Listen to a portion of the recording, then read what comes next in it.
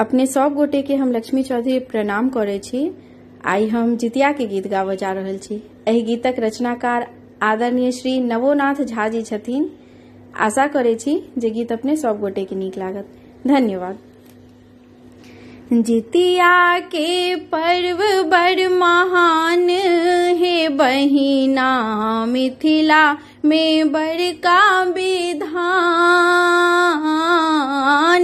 जितिया के पर्व बड़ महान हे बहिना, मिथिला में बड़का विधान। नौती खुएबै पितराइन हे बहिना, जितिया के पर्व बड़ महान। 3 दिन के पावन पर्व छै, बड़ मन भावन सोहावन पर्व छै। आसिन अन्हरिया में सप्तमी के दिन माँ होय छै गंगा स्नान हे बहिना, मिथिला में बड़का विधान। जितिया के पर्व बड़ महान हे बहिना, मिथिला में बड़का विधान। झुमनिक पात पर तेल खर चढ़ा क, खेतक मड़ुआ के रोटी पका क। झुमनिक पात पर तेल खर चढ़ा क, खेतक मड़ुआ के रोटी पका क।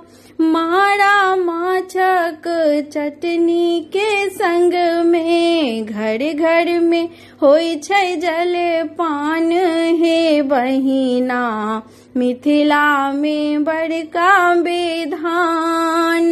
जितिया के पर्व बड़ महान हे बहिना, मिथिला में बड़का विधान। भोर हरवे उठी चूड़ा दही चीनी, काकी भौजी मुन्ना आ मुन्नी। धुर खुर अंगठी सब खाई छै संगे, ओंगठन एकर विधान हे बहिना, मिथिला में बड़का विधान। जितिया के पर्व बड़ महान हे बहिना, मिथिला में बड़का विधान। अष्टमी तीर्थ पड़ते सब माता, पुत्रक व्रत निर्जल सब राखती। बांसक डाली पल फल सजावती, जित मोहन के आवाहन हे बहिना।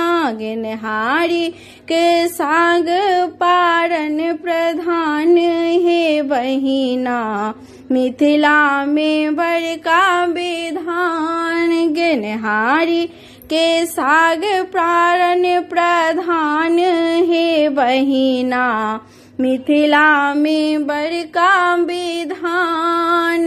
जितिया के पर्व बड़ महान हे बहिना, मिथिला में बड़का विधान। नौती खुएबै पितराइन हे बहिना, जितिया के पर्व बड़ महान। नौती खुएबै पितराइन हे बहिना, जितिया के पर्व बड़ महान।